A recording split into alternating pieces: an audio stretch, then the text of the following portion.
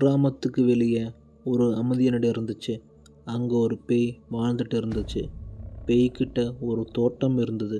அங்கே சில காய்கறி வளர்த்திட்டு இருந்துச்சு. ஆனால் பகலில் ஒரு சாதாரண பெண்ணாக தான் இருந்துச்சு. எவ்வளோ அழகா இருக்கு நான் வளர்த்த காய்கறி.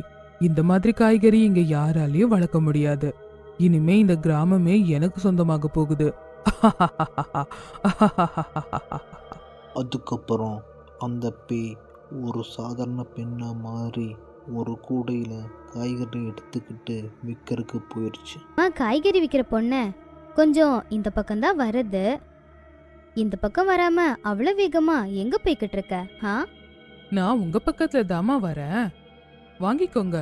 என்ன காய்கறி வேணும்? விலை கம்மியா கொடுக்கறேன். அதுக்கப்புறம் சும்மா பேய்கிட்ட இருந்த காய்கறி வாங்கினா. நைட்டு ஆரம்பித்ததும் அந்த பேய் தன்னோட வீட்டுக்கு போயிடுச்சு. அது வீட்டுக்கு வர்றதுக்குள்ளே ரொம்ப இருட்டிருச்சு. அதுக்கப்புறம் அந்த பேய் அதோட உருவத்துக்கு மாறிச்சு.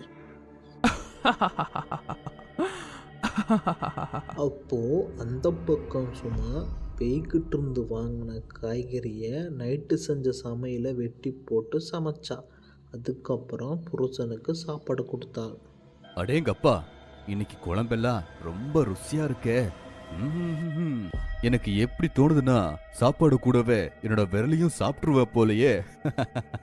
அவங்க 2 பேரும் பேசுறத அந்த பேய் அவங்க வீட்டுக்கு வெளியே நின்று ரகசியமா கேட்டுக்கிட்டு இருந்துச்சு.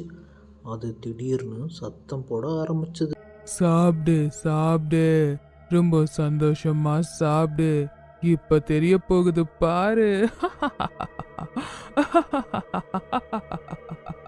சாப்பாடு சாப்பிட்டதுக்கு அப்புறம் திடீர்னு ராஜேஷுக்கு காதில் பேயோட சத்தத்தை கேட்டதும் ராஜேஷ் வித்தியாசமாக நடக்க ஆரம்பித்தான். அவன் உடம்பு எல்லாத்தையும் முறுக்கிக்கிட்டு இருந்தான். அதுக்கப்புறம் கோபமாக சும்மாவை பார்த்தான். ஏய், இங்க வா, என்னோட காலை அமுக்கி விடு.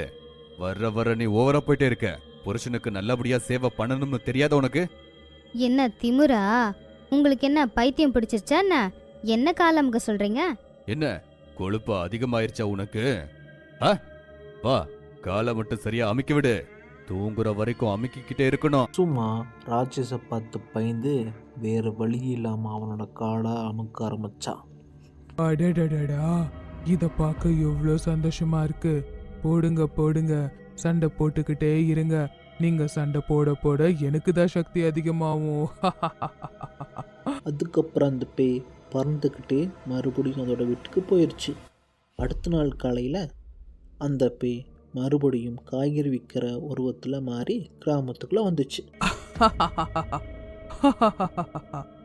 இன்னைக்கு எப்பவும் போலவே நிறைய காய்கறிகளை விற்கணும்.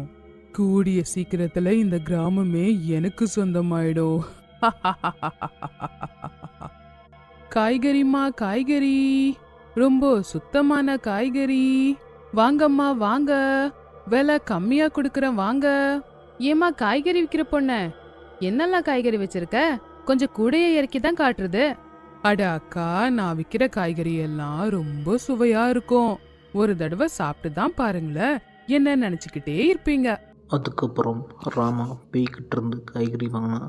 கிராமத்தை சேர்ந்த சில பொம்பளைகளும் காய்கறி விற்கிற பொம்பளைகிட்ட இருந்து காய்கறி வாங்கினாங்க. அதுக்கப்புறம் அந்த பேய் ராமனா வீட்டுக்கு ஓரமாக நின்று அவள் வீட்டை எட்டி பார்த்துச்சு.